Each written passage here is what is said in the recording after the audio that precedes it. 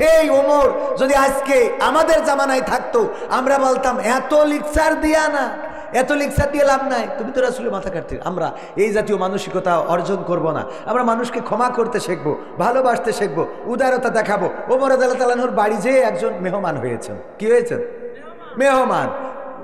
কিন্তু সে মেহমান হয়েছে অন্য উদ্দেশ্যে। চাকু নিয়ে গেছে, তরবারি নিয়ে গেছে, ওমর রাদিয়াল্লাহু তাআলা আনহুকে মেরে ফেলবে। তাই একদিন দুই দিন যেভাবে হোক মোটামুটি থেকেছে। এর মধ্যে ওমর রাদিয়াল্লাহু তাআলা আপ্যায়ন করেছে, খাবার দাবার খুব ভালো খাওয়াইছে। রাত্রের মধ্যে ওর আবার পেট নামা হয়েছে। তো পেট নামা হওয়ার, পেট নামা বোঝেন তো, পেটের ডিস্টার্ব দিয়েছে। পেটের ডিস্টার্ব দিলে বিছানার মধ্যে পায়খানা করেছে। করে চিন্তা করলো, আহারে বিছানায় পায়খানা করে ফেলেছি, এই বিছানায় থাকা, এই বাড়ি থাকা হবে না। উনি সকাল হওয়ার আগে চলে গেছে। ওমর রাদিয়াল্লাহু তাআলা আনহু সকালে দেখে মেহমান নাই, বিছানা নষ্ট। পরে উনি ওই সেটা নিয়ে যেয়ে পানি ঢেলে পরিষ্কার করতেছে। ওই লোকটার মনে পড়ে গেল, আমি তো তরবারিটা রেখে আসছি, তরবারি বিছানার নিচে রাখছিল, তরবারিটা রেখে আসছি। তরবারি নেওয়ার জন্য আবার এসেছে। যাই হোক, বাড়ি থাক আর না থাক, যাই তরবারিটা তো আনতে হবে। তরবারি নিতে আসতে যেয়ে দেখে যে ওমর রাদিয়াল্লাহু তাআলা আনহু বিছানাটা পরিষ্কার করতেছে। ওই লোকটিকে বলতেছে, যখনই দেখেছে, দেখার সাথে সাথে বলতেছে, আমি ক্ষমা প্রার্থনা করছি আগেই, যে কালকে আমার মেহমানদারি মনে হয় ভালো হয় নাই, আমার বাড়ির খাবার খেয়ে আপনার পেট খারাপ করেছে, আপনি বিছানায় টয়লেট করে ফেলেছেন, এর জন্য ক্ষমা চেয়ে নিচ্ছি। দয়া করে আপনি আমার ক্ষমা করে দেন, যেন পরকালে এটার জন্য আমার কোনো বোঝা টানতে না হয়। ওই লোকটি বলল, এই তোমার আদর্শ, এই ওমরের আদর্শ? যে ওমরকে হত্যা করতে আসলাম, সেই ওমরের বিছানা নষ্ট করলাম, ওমর আবার উল্টো বলে যে আমার ভুল হয়েছে, ক্ষমা করে দেন। আল্লাহু আকবার বলবেন না? কোথার আদর্শ আর আমাদের আদর্শ কি? ওমর রাদিয়াল্লাহু তাআলা আনহু শুনলেন মদিনায় একজন মহিলা রয়েছে অসুস্থ, তার আপন কেউ নাই, খাওয়ানোর মতো মানুষ নাই, দেখার মতো কেউ নাই, সেবা করার মতো কেউ নাই। ওমর রাদিয়াল্লাহু তাআলা আনহু ছুটে চললেন তার আপ্যায়ন করার জন্য। বেগমকে বললেন, বেগম কিছু খাবার রান্না করে দাও, নিয়ে যাব ওই বুড়িমাকে খাওয়ানোর জন্য। খাবার রান্না করে দিল। তারপরে ওই বুড়িমার বাড়িতে গেল, যে বলল, গো বুড়িমা বাড়িতে আসো নাকি, ওঠো। বাড়িতে ডাক দিয়ে উঠায় বসালো। বুড়িমা তোমার খাবার খাওয়াতে নিয়ে এসেছি।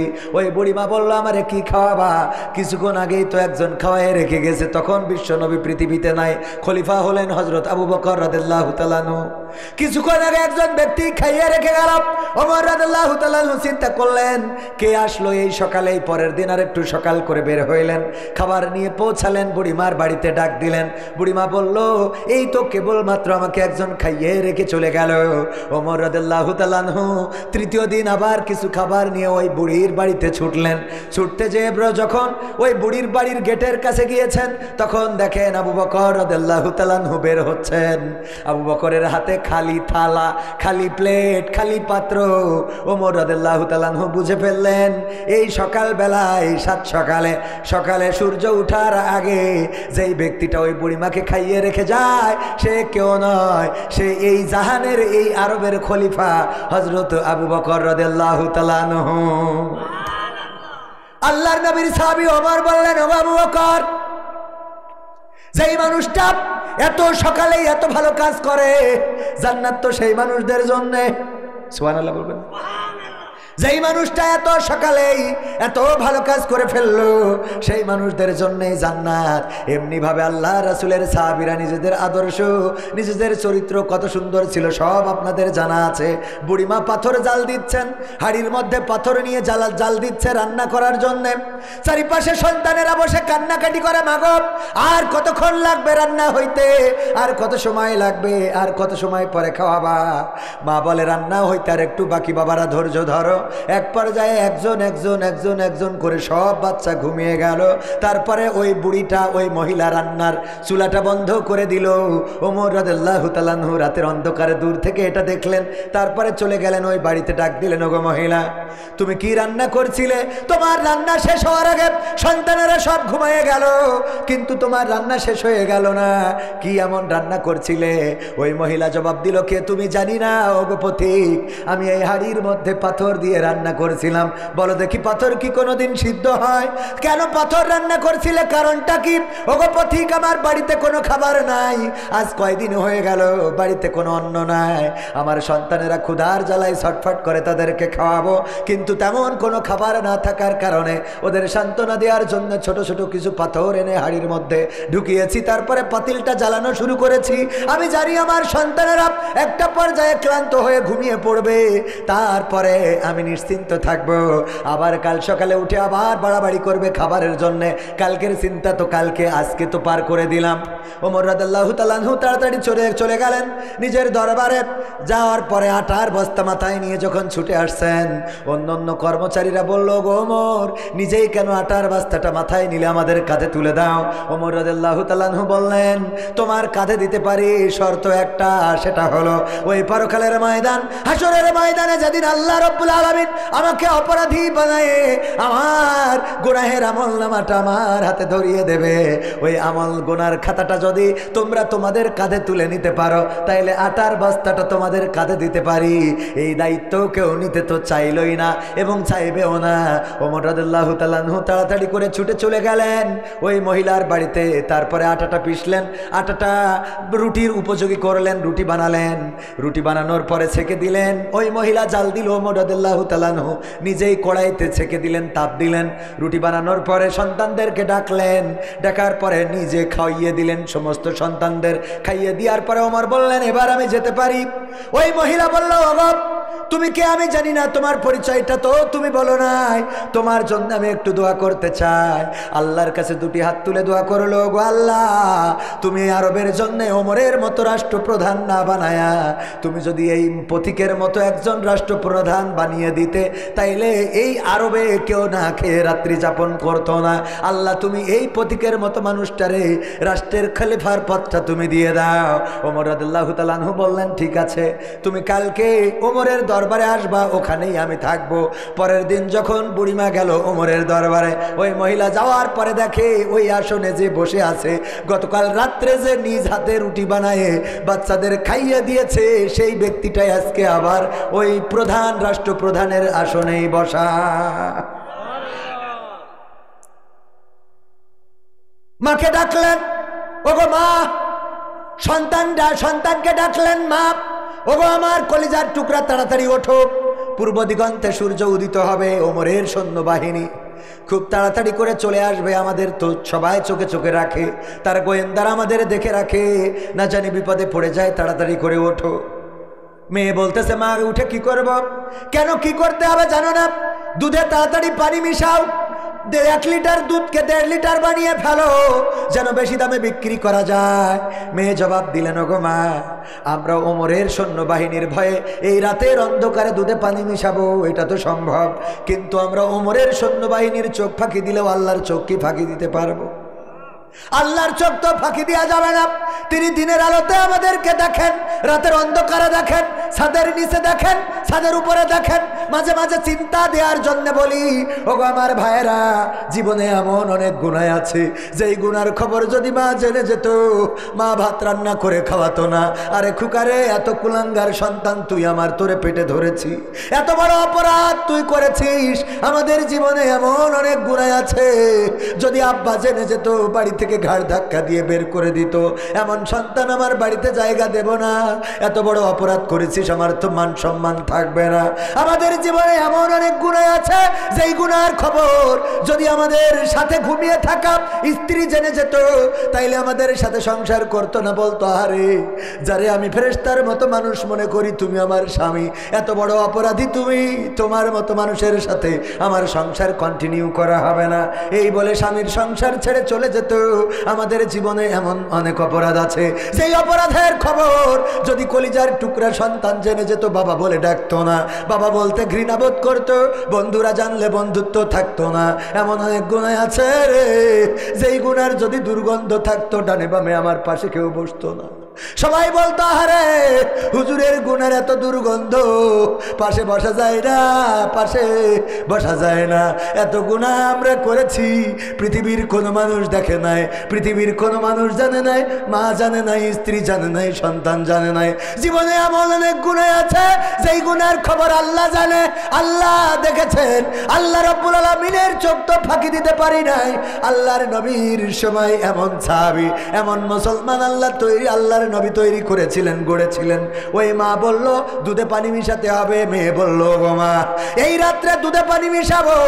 ওমরের সৈন্যরা তো দেখবে না, ওমরের গোয়েন্দারা হয়তো জানবে না, কিন্তু আল্লাহ রাব্বুল আলামিনের ফেরেশতাদের চোখ তো ফাঁকি দিতে পারবে না।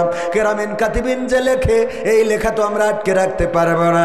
আল্লাহ রাব্বুল আলামিনের চোখ তো ফাঁকি দিতে পারবো না, তাইলে কেন বলো মা পানিতে দুধে পানি মেশাবো? এই কথা বলেছে ওমর রাদিয়াল্লাহু তাআলা আনহু। বাইরে থেকে কণ্ঠটা শুনেছেন, কথাটা শুনেছেন। তারপরে বাড়িতে খবর পাঠালেন যে তোমার মেয়ে সহ ওমরের রাজপ্রাসাদে দেখা করো। মহিলা বুঝে ফেললেন, নিশ্চয় গোয়েন্দারা বুঝে ফেলেছে, জেনে ফেলেছে আমি দুধে পানি মিশাতে চেয়েছি। খুবই ভয় ভয় করে গেলেন ওমরের রাজপ্রাসাদে। ওমর বললেন বলো কালকের রাত্রের কি কথোপকথন তোমাদের হয়েছিল? মহিলা ভয় পেয়ে গেল, তাহারে যদি সত্য বলে দিই গর্দানটা না জানি চলে যায়। মেয়েটা বলল ওগো আমার, কালকে আমাদের কথোপকথন হয়েছে। আমার মা আমাকে ডেকেছিলেন এবং বলেছিলেন দুধে যেন পানি মিশায়, রাতের অন্ধকারে যেন মিশায়, ওমরের কোনো সৈন্যবাহিনী যেন দেখতে না পায়। কিন্তু আমরা সেটা মিশাই নাই। কেন মিশাও নাই? মিশাই নাই এই জন্য যে পৃথিবীর মানুষেরা যদি না দেখে, ওমরের সৈন্যরা হয়তো দেখবে না, ওমরের গোয়েন্দারা হয়তো জানবে না, কিন্তু আল্লাহর চোখ তো ফাঁকি দিতে পারবো না। আল্লাহর ভয়ে আমরা পানিটা মিশাই নাই। আল্লাহর নবীর খলিফা, আল্লাহর নবীর সাহাবী ওমর বললেন ওগো মহিলা, ভয় পেয়ে থাকতে পারো, কিন্তু তোমাদের কথোপকথন আমি নিজে কানে শুনেছি। তোমার মেয়েটারে দাবি জানাচ্ছি আমার ছেলের পুত্রবধূ করে নিতে চায়। আল্লাহু আকবার। উত্তম পুরস্কার দাতাকে। রাতের অন্ধকারে পানিটা মিশালেন না, আর আল্লাহ রাব্বুল আলামিন ওই নারীটারে ওমরের পুত্রবধূ বানাইয়া দিল। ওগো আমার ভাইয়েরা, আল্লাহর জন্য যদি নিবেদিত প্রাণ হতে পারি, আল্লাহর জন্য যদি নিজেদেরকে সমর্পণ করে দিতে পারি, আল্লাহর জন্য যদি নিজেদেরকে আমরা আল্লাহর কাছে সঁপে দিতে পারি, তবে আল্লাহ রাব্বুল আলামিন আমাদের জন্য হয়ে যাবেন। সরমানের পীর মরহুম বলতেন ওগো আমার বাবারা শোনো, পরকালের ময়দান যদি পৃথিবীর সব মানুষ যদি জান্নাতি হয়ে যায় আর একজন মানুষ যদি জাহান্নামে যায়, এইটা মনে করবা না যে ওই একজন মানুষ তুমি হবা না। এটা মনে করবা না ওই একজন মানুষ আরো কত অপরাধী আছে তারা হয়ে যেতে পারে। ওগো আমার বাবারা, তোমরা এটা মনে রেখো, পৃথিবীর সব মানুষ যদি জান্নাতি হয়ে যায় আর একজন যদি জাহান্নামী হয়, হতে পারে ওই একজন তুমি সেই নরধম, তুমি সেই অধম বান্দা হয়ে যেতে পারো। পারি না? আবার যদি পৃথিবীর সব মানুষ জাহান্নামে যায় আর একজন যদি জান্নাতে যায়, তুমি যেন এটা মনে করবা না ওই একজন আমি হব না, ওই একজন হওয়া সম্ভব না। আল্লাহ যদি চান পৃথিবীর সব মানুষকে জাহান্নামে দিলেও তোমার হয়তো কোনো নেক আমলের কারণে তোমারে জান্নাতের বাসিন্দা করে দিতে পারে। আল্লাহর এখতিয়ার আছে না নাই? সে আল্লাহর কাছে নিজেদেরকে সঁপে দিতে হবে, আদর্শবান চরিত্রবান হিসাবে গড়ে তুলতে হবে। একজন আমাদের বাচ্চারা মসজিদে গেলে অনেকেই চিল্লাফাল্লা শুরু করে দেয়, আছে না নাই? বাচ্চারা মসজিদে গেলে আত্তাহিয়াতু পড়া তো দূরের কথা, যদি বাচ্চারা একটু হাসাহাসি করে ও খালি পড়ে আত্তাহিয়াতু লিল্লাহি ওয়া সালাম। কাজ চাইলে যে আসতেছে নামাজ শেষে ধর্ম, ঠিক না বেঠিক? আল্লাহুম্মা সাল্লি আলা মুহাম্মাদি ওয়া আলা। এরে বাবা, এত চিরকুট এসব। আল্লামা সাঈদী মৃত্যুর ঘটনা, কবর খননের কাজ সম্পূর্ণ হওয়ার সেই করুণ ঘটনা শুনতে চাই। আল্লামা সাঈদী কি শহীদ হয়েছেন? কিছু বিএনপি নেতারা এ বিষয়ে বলাবলি করছে, কিছু বলেন। বাবারে, এই ডাইরেক্ট বিএনপি নেতা, জামাত নেতা, আওয়ামী লীগ নেতা এটা বলার কোনো দরকার নাই, এক নম্বর কথা। কারণ যে বক্তৃতা দেবে এই বক্তৃতা দলের না হইলে হইল, দলের প্যাড সম্বলিত যদি কোনো বক্তৃতা হয় তখন বুঝবেন এটা দলের বক্তৃতা। কথা ঠিক আছে তো? একজন চরমনায়ের মুরিদ কি করিয়েছে, ও জায়গায় ওই ইমামতি করতো, একজনের বউ নিয়ে চলে গেছে, এ কি চরমনায়ের দোষ? একজন জামাত ইসলামের রুকন ও কি করিয়েছে, একজন ব্যবসা করছিল, তার শাটারটা নিয়ে তালা মেরে দিয়েছে। এ কি জামাত ইসলামের দোষ? না, এটা দল বলে লেখালেখি করা যাবে না। মাথায় রাখতে হবে যারা বলতেছে এরা হলো কিছু আছে এই সমাজে কুলাঙ্গার। কি গার? যারা ইসলাম বোঝে না, কোরআন বোঝে না, হাদিস বোঝে না, স্টেজে উঠে বলে কোরআনের সাথে কোনো সম্পর্ক নেই, আবার টুপি পরি সরবনার পীর সাহেবের কাছে যায়। আছে না নাই? ইসলামের সাথে সম্পর্ক নেই কোরআনের, রাজনীতির সাথে সম্পর্ক নেই কোরআনের। কি? কোরআনের সাথে রাজনীতির কোনো সম্পর্ক নেই। ভালো কথা, মেনে নিলাম। তা তুই টুপি পরি আবার সরবনার পীর দরবারে কেন? হ্যাঁ, এই জিনিসগুলো আমাদের বুঝতে হবে। এটা কোনো দলের বক্তব্য না, এটা কিসের বক্তব্য? এটা ব্যক্তির বক্তব্য। যেই ব্যক্তি বলে ওই ব্যক্তির দায়, ওই ব্যক্তির দায় কখনো দল নেবে না। বিএনপি আমরা মনে করি তারা দল হিসেবে এখনো ভালো দল। কথা বোঝেননি? আওয়ামী লীগকেও খারাপ দল বলবো, তারাও তো ভালো মানুষ। আছে না? আছে মানে কি? আগে মাহফিল আমরা করেছি না, আওয়ামী লীগ ক্ষমতায় থাকতে 30,000 40,000 50,000 করে টাকাতে সব আওয়ামী লীগের নেতারা। আরে এখন তো কেউ দিতে চায় না টাকা। এই ঠিক বলছি না? ঠিক বলছি তো। ভালো সব জায়গায় আছে। আল্লাহ কার ক্ষমা করবে সেটা আল্লাহর ব্যাপার। আমি বললাম আল্লাহ যদি চায় শেখ হাসিনারও আল্লাহ জান্নাত দিতে পারে। আমাদের ইমাম সাহেব বলছে আল্লাহ তো তোর মতো পাগল হয়ে গেছে। বলছো মা, আল্লাহর ক্ষমা আল্লাহ ফেরাউনেরও যদি দিতে চাই দিতে পারেন। আল্লাহ যারে ইচ্ছা তারে ক্ষমা করতে পারে। তা বলছে আল্লাহ ক্ষমা করবে, তা আমরা কনে গেছি কেন? তা বলছে ওখান থেকে টেনে ধরবো কে? তা বলছে 16 বছর ঘরে শুতে দিনই, আর এখন যে জান্নাতে শোবে। এত সহজ পাইনি। মানে মনের কষ্টে আমাদের সাবেক ইমাম, আমি নাম না বলি কেবেন, আমার বলিতে ব্যবসা করে খাচ্ছাও। তো এখন এই যে মনে করেন এটা আল্লাহর এখতিয়ার। যাই হোক, আল্লামা সাঈদীর মৃত্যুর পরে কবর খোঁচার সুযোগ এই হাতে হয়েছে। লাশটা ধরে নামানোর সুযোগ আল্লাহ করে দিয়েছিলেন এই অধম বান্দাকে। তার মৃত্যুর দিন জানাজায় যত মানুষ হয়েছে, এত মানুষ একজনের জনসভায় যদি ওই নায়িকা গায়িকা নিয়ে আসে তাও হবে।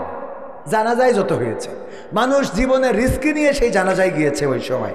এই মানুষটার অনেক ঘটনা, সব বলবো না। আমি বলবো এই মানুষকে নিয়ে যারা বাজে কথা বাজে মন্তব্য করছেন, আমি বলবো তারা ওই তাদের দোসর যারা আল্লামা সাঈদীর এই বাংলার জমিনে রাখতে চায় নাই। ওরা তাদের সুরে কথা বলে। আমার তো মনে হয় মাঝে মাঝে মনে করি শয়তান কিছু দায়িত্ব কিছু মানুষের পরে দিয়ে নিজে বাড়ি চলে যায়, যে তোর পরে দায়িত্ব। যেরকম এখন জিকির উঠেছে,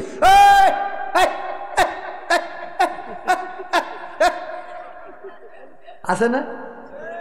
এরম জিকির আছে না নাই? আমি বলি শয়তান ওখানতে পদত্যাগ করেছে, ওর পরে দায়িত্ব দিয়ে চলে গেছে, যে তুই করতে থাক আমি গেলাম। আমি তো এত ভালো করে শিখাইতে পারতাম না, তুই যা শিখাচ্ছিস।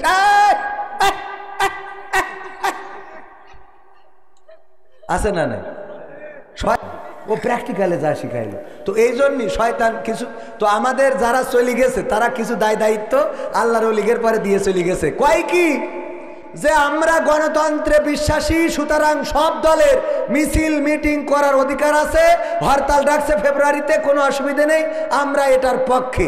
আমি কই ভালো কথা, তা তোগের নেত্রীর বাড়ির সামনে ট্রাক দিয়ে রাখলো, এই ট্রাকটা সরাতি পারলি নে, সরাতি দিলে না, তখন গণতন্ত্র কনে ছিল? কথা কয় না।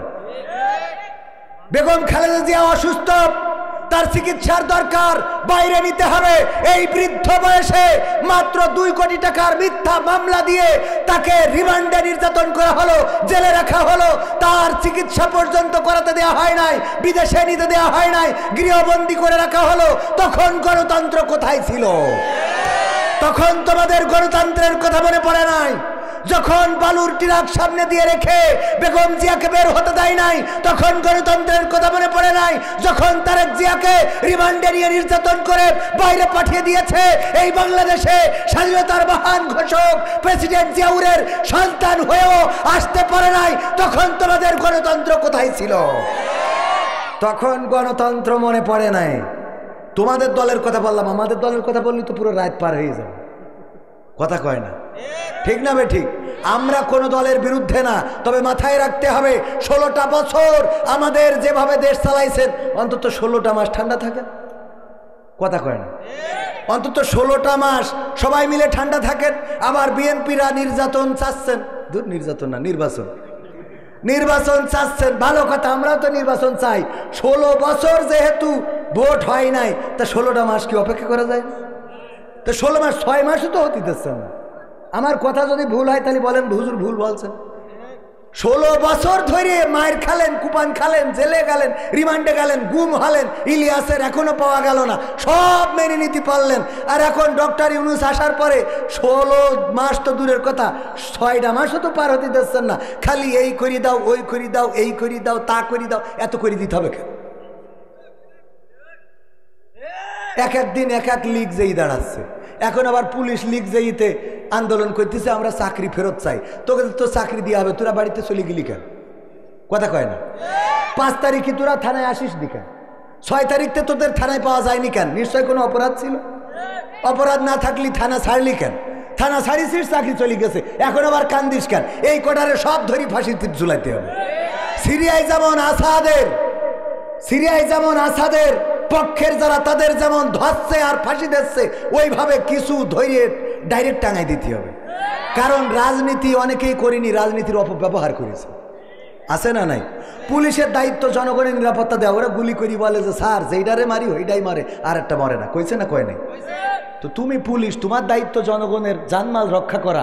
তুমি হয়ে গেছো জনগণের বুকের উপরে আমার শান্ত মুগ্ধ ইয়ামিন ইয়াকিন, তাদের শুধু গুলি করো নাই, অমানুষের মতো ট্যাঙ্ক থেকে ফেলে দিয়েছো, তারে এমন ভাবে ফেলেছো, একটা মানুষ, একটা ছাগল গরু এভাবে ফেলে না।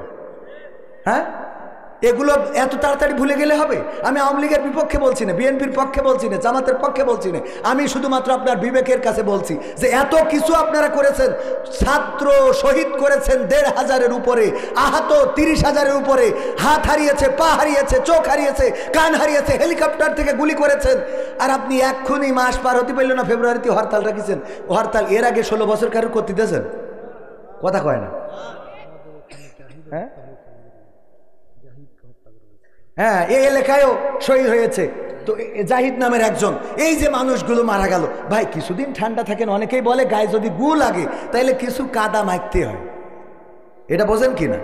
গায়ে যদি গু লাগে কি মাখতে হয়? কাদা মাখতে হয়, যাতে গুড় গন্ধটা চলে যায়। তো যেহেতু গায়ে গু লেগেছে, অন্তত কাদা মেখে কিছুদিন থাকে। কি তাল শুরু করেছে, আল্লাহ হেদায়েত নসিব করুন। এই আমার বিএনপির ভাইদের মধ্যে কিছু ওদের পুষা লোক আছে, যারা ইতিপূর্বেও কথা বলতো, এখনো বলে। এগুলো হইলো সাদেরদিন কোপেক, আমির সাদেরদিন কোপেকের নাম শুনেছেন? কেউ শোনেননি? আর তো গুরুলে আছে, ওই যে একজন শুনেছে, আমির সাদেরদিন কোপেক। এরা কি? আমির সাদেরদিন কোপেক মানে সাপের গালেও চুমো খায়, ব্যাঙের গালেও চুমো খায়, এমন ভাবে রাজনীতি করে মনে হয় এদের মতো দেশপ্রেমিক কেউ নাই। আসলে এরা দেশদ্রোহী, দেশের শত্রু, দাদাদের টাকায় কেনা গোলামেরা। এটা মাথায় রাখতে হবে। আল্লাহ তাদের হেদায়েত নসিব করুন। খাওয়ার জন্য মালয়েশিয়া থেকে দেশে এসেছে ডক্টর মিজানুর রহমান আজহারি, বলেছেন বিএনপি নেত্রী পাপিয়া। আচ্ছা, কদিন খাওয়ার জন্য এসেছে? আজহারি ভাইয়ের কি মালয়েশিয়ায় খাওয়ার অভাব ছিল? বরং এখানকার থেকে সানা মাকান বাইয়া বাগুসলা, সানা মাকান বাইয়া বাবু সিডা বাংলাদেশ মানা আডা সিডা বাইয়া তা বাইয়া আডা খাওয়ান ঢুলু ঢুলু ডুডু মালয়েশিয়া আডা সিনি সাতু দুয়া থেকে পারং আডা।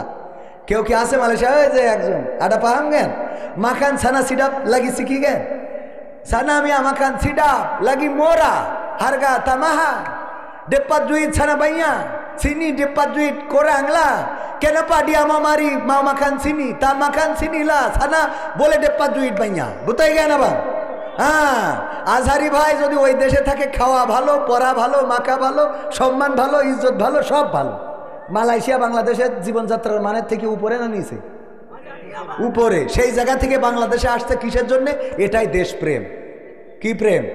এটাই দেশপ্রেম। আমরা এই দেশের নাগরিক, সুতরাং এই দেশকে আমাদের গড়তে হবে। মালয়েশিয়ায় আমেরিকায় যেয়ে ভালো খাবার পাবো বুঝলে বাংলাদেশে আসবো না, তা তো হবে না। হবে তো একদল খাওয়ার জন্য বসে আছে আর একদল খেয়ে গেছে, এই কথা বলাতে যারা গার পরে টেনে নিয়েছে।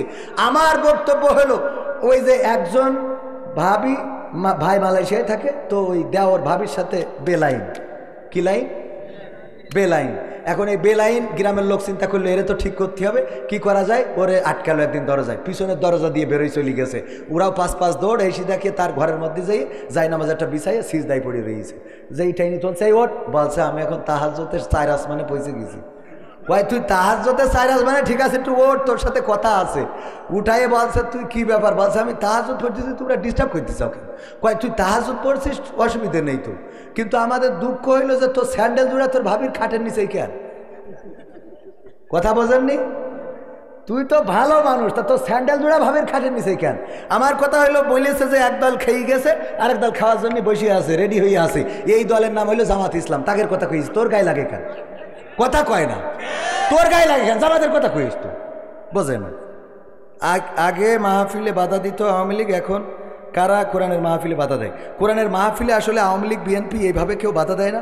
বিভিন্ন ব্যক্তিগত ত্রুটি আছে, নাম লিখেছে বিএনপির এক দলের নেতার আর এক দলের নেতার নাম লেখা হয়নি, দুই গ্রুপ, এই গ্রুপ বলছে যে না হতে দেওয়া হবে না। এরকম ঝামেলা আছে না নাই? আছে মানে কি, কোনো জায়গায় দেখা যাচ্ছে জামাতের অতিথিদের নাম লিখিনি বলে জামাত ইসলামও মাহফিল বয়কট করেছে, এরকমও দুই এক জায়গায় রিপোর্ট আমাদের কাছে আছে। একদম নেই তা না। তো এই জন্যই এগুলো ডাইরেক্ট সব দল করেছে, মনে হয় বিএনপি পরে খুব খ্যাপা। আসসালামু আলাইকুম, কেমন আছেন? পাবনা, সিরাজগঞ্জ সহ সব জেলায় ডাকাতির কবলে আমির হামজা, শিল্পী মশিউর রহমান সহ অনেকেই এই বিষয়ে। এটা সত্য, ডাকাতি বেড়েছে না কমেছে? চুরি বেড়েছে না কমেছে? খুন বেড়েছে না কমেছে? গুম বেড়েছে না কমেছে? ছোট ছোট বাচ্চা অপহরণ বেড়েছে না কমেছে? সব কিছু বেড়েছে। কেন বেড়েছে? এটারও একটা কারণ আছে, বলবো, শুনবেন। একজন তার ওই সন্তান, মানে বাপ মারা যাওয়ার সময় সন্তানদের বলতেছে, আমি তো মরে যাচ্ছি, তোরা এমন কিছু করবি যেন মানুষই আমারে ভালো বলে। ওর আব্বা ছিল কাফন চোর। কি চোর? কাফন চোর। কাফন চুরি করে ওই কাপড় বিক্রি করে সংসার চালাইতো। তো এই কাফন চোরা মরে যাওয়ার সময় সন্তানদের ওসিয়াত করেছে, এমন কিছু করবা যাতে মানুষ আমাকে অন্তত ভালো বলে। তো ওর সন্তানরা ওর বাপ মরে যাওয়ার পরে ওরাও কাফন চুরি করে, করলি মানুষই বলে ও তো বাপের মতো হয়ে যেত, ওরা তো বাপের মতো হয়েছে, বাপও কাপন চুরি করতো, এরাও কাপন চুরি করে, একই তো হয়েছে। তো সন্তানরা বসে মিটিং করলো, তাহলে কি করা যায়? আব্বারে তো কেউ ভালো কয় না, কয় ভাই একটা বুদ্ধি করা যায় কি, তা আজকের আমরা শুধু কাপন চুরি করবো না, ওই লাশ তুলে পাশার মধ্যে বাঁশ ভরিতে পাবনার সদরে টেনাইতে হবে। তো এইবার ওই কাপন চুরি করতে যাইয়ে ওই লাশটাও আবার তুলে একটা বাঁশ ঢুকাই দেয়, দিয়ে তো পাবনার ওই চৌরাস্তায় ওখানে ওই যে গোল চত্বরে ওখানে টেঙায় রাখে। মানসি বলা বলি শুরু করলো, এর থেকে তো ওদের আব্বা ভালো ছিল। কথা বোঝেননি? এর থেকে তো ওদের আব্বা ভালো ছিল, যে খালি কাপন চুরি করতে, এরা তো ডাইরেক্ট লাশে বাঁশ দিয়ে তো টানাইতে হচ্ছে। তাহলে আব্বার ভালো বললো কি না? তো এখন চুরি, ছিনতাই, খুন, গুম, অপহরণ বেড়েছে, কারণ মানুষ যেন বলতে পারে আগেই তো ভালো ছিলাম। কথা কি বোঝা গেছে? ওকে, উত্তর শেষ। আসসালামু আলাইকুম, আজহারির বক্তব্য শুনে কিছু বিএনপি নেতারা ক্ষিপ্ত করেন, ও উত্তর দেব না। আসসালামু আলাইকুম হুজুর, আপনার জালসায় বাধা দেয় এখনকার সময়, কারা বাধা দেয় একটু বলবেন? আমার জলসায় খুব বেশি বাধা দেয় না, কারণ আমি বলি যে আমার বাধা একদম দেয় না তা না, দু এক জায়গায় জুতো মতো থুয়ে হাঁটা দিতে হয়েছে। আপনার পাবনায়ও আমার নামতি হইল স্টেজতে, এটা হয়। মূল কথা হলো যারা বাধা দেয় ওরা ওই আগা মাথা কিছু শোনে না। একজন ওই যে মাঝে মাঝে উদাহরণ দিতে যেয়ে বলি, হুজুর কালেকশন করতেছে, বাবারাম 50,000 টাকা দেওয়ার মতো কেউ কি আছেন? তো একজন এসে এরম আছে না শ্রোতা, হুজুর কালেকশন 50,000 টাকা যদি দেন মায়ের জন্য দোয়া করবো, বাবার জন্য দোয়া করবো, বাবা রে 50,000 টাকা আল্লাহর ঘরে দেবেন, এমন কেউ থাকলে হাত উঁচু করেন। কেউ হাত উঁচু করে না, করে না, করে না, করে না। এবার হুজুর হয়ে গেছে রাগ, গরম দেওয়া শুরু, এই 50,000 টাকা দেওয়ার মতো একজনও কি নাই, হাত উঁচু করেন। তো ওই যে ঘুমাই পড়িল, হাত উঁচু করেন, খালি শুনতে পেয়েছে, আগে যে কি বলিস ওইটা শুনতে। নাম কি? ওবায়দুল কাদের। আল্লাহ ওবায়দুল কাদের 50,000 টাকা, নারায়ে তাকবীর, আল্লাহ 50,000 টাকা দিল মসজিদের জন্য, কবুল করে নাও আল্লাহ, তুমি তার জান্নাতের বাসিন্দা বানায় দাও। মা বাপ, দাদা দাদি, নানা নানি, 14 গোষ্ঠী যারা কবরে, আল্লাহ তুমি জান্নাতুল ফেরদাউস নসিব করে দাও। ও আচ্ছা আল্লাহ, আমার তো এক প্যাকেট বিড়ি কেনার টাকাও নেই। হুজুর তো 50,000 টাকা দোয়া করে দিলে, আমার তো বিড়ি কেনার টাকাও নেই। পরের দিন আমাদের সুপারের কাছে গেছে, সুপারের কাছে যেই বলতেছে, হুজুর আমি তো একটা বিপদে পড়ে গেছি। হুজুর কি বিপদ? কালকে মাহফিল হচ্ছিল, ওখানে হুজুর কালেকশন করছে, আমি তো ক্লান্ত ছিলাম, ঘুমায় পড়েছি, হঠাৎ শুনলাম খালি হাত উঁচু করেন, তো আমি ঘুমিতে উঠে হাত উঁচু করেছি, এর বাইরে কিছু জানি না। হঠাৎ দেখি হুজুর দোয়া করছে যে 50,000 টাকা, নাম কি বললাম? ওবায়দুল কাদের, আমার নামে দোয়া করে দিলে। তা আমার তো বিড়ি কেনার টাকাও নেই হুজুর। তো বলছে অসুবিধা নেই, এটা তো ভুল ক্রমে হয়ে গেছে, ও তোমার দেয়া লাগবে না। তো বলছে দেয়া লাগবে না, এটা তো বললেন, এতে তো মিটে গেল না। কেন? তো আচ্ছা হুজুর দোয়া করতে করতে আমার মা বাপ নানা নানি দাদা দাদি 14 গোষ্ঠী সব জান্নাতে দিয়ে দিয়েছে। এখন আমি এই টাকা না দিতে পারলে ওদেরকে আবার ফেরত এনে জাহান্নামে রাখবো কিনা, এইটা নিয়ে আমি টেনশনে পড়েছি। আমার যা হয় ও কথা কি বোঝা গেছে? মানে আগের লাইন না শুনে পরের লাইন শুনে হাত উঁচু করলে হবে না। মূল আলোচনা পুরো 2 ঘন্টা আমি কথা বলতে চাই। যত জায়গায় দাওয়াত নিয়ে আমি বলি 2 ঘন্টা আলোচনা করব, এবং এই 2 ঘন্টা আলোচনা পুরাটাই শুনবেন। তাইলে দেখবেন একটাও আপনার গায়ে পড়েনি, আবার একটাও আপনার গার বাইরেও পড়েনি। কথা বোঝেননি? পুরাটা আমার বিরুদ্ধেও যাবে। আমার বিরুদ্ধে যাবে না, আমি কন্ট্যাক্ট করি টাকা নিয়ে তারপরে মাহফিলে আইছি, এই ওয়াজ আমি যদি করি তা আমার বিরুদ্ধে গেল না? প্রথমেই তো আমার বিরুদ্ধে দিয়ে ওয়াজ করেছি যে এইখানে আমি আইছি টাকার জন্যে খাওয়ার জন্যে, আপনারা আইছেন আল্লাহর জন্যে, বলেছি না আমার বিরুদ্ধে? কথা কয় না, মনে আছে কিনা আপনাদের? তার মানে হক কথা বললি সেটা আমারও বিরুদ্ধে যাবে। আমরা বুঝি না, আমার বিরুদ্ধেও আমি কথা বলি। হ্যাঁ হুজুর গজল খান। তো টাইম শেষ। আজকে আমার আলোচনা যেভাবে আপনারা বলিলেন সেভাবে কি আলোচনা হয়েছে? কোনো রকম সাইড সুইট মারিনি। কিন্তু এখন এই গজল, এই যে একটা বাবারে আজ এখানে আসার পরে আমি শুনলাম যে এখানে আলোচনা করতে হয়, শুধু ওয়াজ করতে হয়। তো ওয়াজের আমি যেটা করতে চাইলাম সূরা বাকারার 28 নম্বর আয়াত তেলাওয়াত করেছি, মনে আছে আপনাদের? এইটার পরে একটু আলোচনা করতে চাইছিলাম, কিন্তু দেখছি যে ঘড়িতে সে আমার তো টাইম পার হয়ে 12টায় শেষ করার কথা, 12:30 বেজে গেল। এতে কখন টাইম চলে গেল টেরও পাইনি। তো যাই হোক, আপনাদের ভালো লেগেছে, আপনাদের আন্তরিকতা ভালো লেগেছে, মহব্বত ভালো লেগেছে, মা বোনেরা আছে পর্দার অন্তরালে, সবাইকে ইসলামের জন্য ভালোবাসি। একটা গজল অন্তত শোনায় নাকি? হ্যাঁ, প্রবাসীর গজল, ওইটা তো মেলা লম্বা, চিন্তা করব। কিন্তু তার আগে কোরআন নিয়ে একটা সঙ্গীত শোনাই। আমরা কোরআন শুনতে আসিছি, কোরআন নিয়ে একটা সঙ্গীত শোনাই। কোরআনের সাথে যারা করবে দ্বন্দ্ব তাদের সাথে কবু হবে না আপোষ। হবে? সে বিএনপির হইলে, আমলিগির, জামাতের, জাসদের, হেফাজতের, চরমনার, আল্লাহর, আটরশির, ফুরফুরার, যার পক্ষের হোক না কেন, কোরআনের সাথে দ্বন্দ্ব করলি তার সাথে আপোষ হবে। কোরআনের সাথে যারা করবে দ্বন্দ্ব তাদের সাথে কবু হবে না আপোষ। জেল জুলুম হলেও হবে, জেল জুলুম হলেও হবে, বিবেকের কাছে তবু রব নির্দোষ। আমার রবের কাছে রব নির্দোষ, মহান প্রভুর কাছে রব নির্দোষ। কোরআনের সাথে যারা করবে দ্বন্দ্ব তাদের সাথে কবু হবে না, কথা কয় না, হবে না আপোষ। কোরআনের কথা যারা বলে যায় আজ তাদের দমাতে কত ফন্দি, কাউকে ধরে নিয়ে দিয়েছে ফাঁসি, কাউকে রেখেছিল বন্দি। কোরআনের কথা যারা বলে যায় আজ তাদের দমাতে কত ফন্দি, কাউকে ধরে নিয়ে দিয়েছে ফাঁসি, কাউকে রেখেছিল বন্দি। হক কথা বললেই জ্বলে যায় গা, কোরআনের কথা সইতে পারে না। হক কথা বললেই জ্বলে যায় গা, কোরআনের কথা সইতে পারে না। জানি না তাদের আমাদের পরে কেন এত আক্রোশ। জেল জুলুম হলেও হবে, জেল জুলুম হলেও হবে, বিবেকের কাছে তবু রব নির্দোষ। আমার রবের কাছে রব নির্দোষ, মহান প্রভুর কাছে রব নির্দোষ। কোরআনের সাথে যারা করবে দ্বন্দ্ব তাদের সাথে কবু হবে না। কোরআনের কথায় আজ বলতে গেলে আসছে বাধা কত ভাবে, কোরআন প্রেমিকেরা হাতে রেখে হাত সামনে এগিয়ে যাবে। দিনের কথায় আজ বলতে গেলে আসছে বাধা কত ভাবে, কোরআন প্রেমিকেরা হাতে রেখে হাত সামনে এগিয়ে যাবে। হক কথা বলতে করি না কো ভয়, জীবনের বিনিময়ে আনব বিজয়। হক কথা বলতে করি না কো ভয়, জীবনের বিনিময়ে আনব বিজয়। বুকে আছে শক্তি, অন্তরে আছে সাহস। সাহস আছে? আছে? আছে মানে কি? খুব সাহস। বলছে তোর জীবনের সাহসী ঘটনা কি? বলছে স্যার একবার সুন্দরবনে গেছিলাম, তারপর যাই দেখি রয়্যাল বেঙ্গল টাইগার শোয়া। তারপরে আমি আস্তে আস্তে আস্তে আস্তে যাইয়ে পিছন থেকে গেসাপ করে লেজ কেটে নিয়ে চলে আসিছি।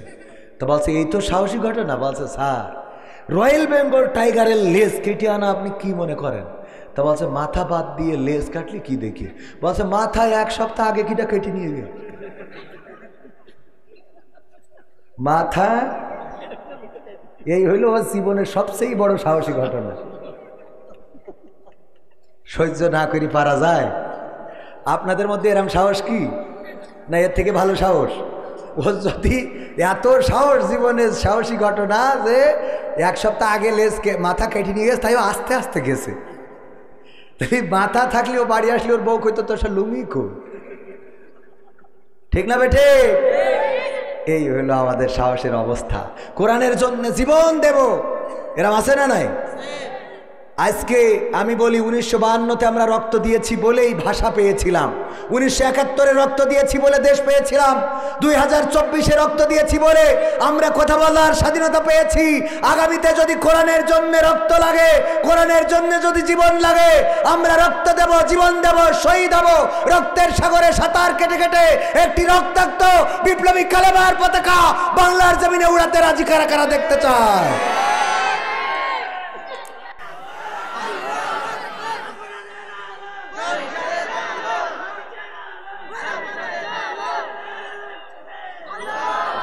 কোরআনের জন্য রক্ত দিতে রাজি আছি। লাইলি আর মজনু দুইজনে প্রেম করেছে, লাইলি আর মজনু দুইজনে, এদের একে অপরের সাথে দেখা নেই কিন্তু একে অপরকে ভালোবাসে। লাইলির গেটের সামনে যেয়ে বসে রয়েছে মজনু, এই শুনে লাইলি প্রতিদিন 1 গিলাস করে দুধ পাঠায় দেয়, ওই দুধ খায় আর বসে থাকে। এই শুনে আমার সুপার বলছে ফ্রি যখন দুধ পাচ্ছি তাহলে আমিও যাই, যাই বলছে আমিও লাইলির মজনু। আমার চাচা বলছে আমার বয়স হইয়াছে তো কি হইয়াছে, আমিও লাইলির ভালোবাসি। তো উনিও যেয়ে লাইলির ভালোবাসা দেবে। আমার ভাই ঢাকাতে এসে বলছে ফিরি যখন দুধ তা আমি লাইলির ভালোবাসি। তো এখন এইভাবে সব বস্তি বস্তি 1-1.5 হয়ে গেছে। লাইলির বান্ধবীরা বলছে এখন তো দুধ খাওয়াই পাচ্ছি না। কেন? তা আগে তো মজনু ছিল একটা, এখন তো 100টা। তো বলছে এত মজনু আমি কিতা করতাম, আমার তো লাগবে একটা, এই একটা। এখন সব তো কয় আপনার মজনু, কয় আমার মজনু এর মধ্যে খাঁটি একজন আছে। কয় খাঁটি? এটা সবাই তো খাঁটি।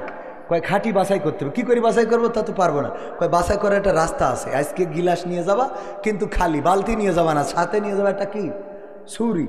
কি নিয়ে যাবা? ছুরি। আর যে গিলাসে দুধ খাওয়াও ওই গিলাসটা খালি নিয়ে যাইয়ে বলবা লাইলি তোমাদের কাছে 1 গিলাস রক্ত চেয়েছে। যাইয়ে সুপারের ধরিছে, সুপার বলছে আমার মাদ্রাসা চালাইতে হবে, আমি বাড়ি চলে যাচ্ছি। ওনার ধরিছে বাচ্চা বুড়ো বয়সে যদি রক্ত দিই তাহলে তো আমার আবার রক্ত দিতে হবে। ওনার তো এই বুড়ো বয়সে ঢাকায় যিনি ওনার বলতেছে আমি রক্ত দেবো, তা ঢাকায় যাইতে হবে না, আমার কাজ করতে হবে।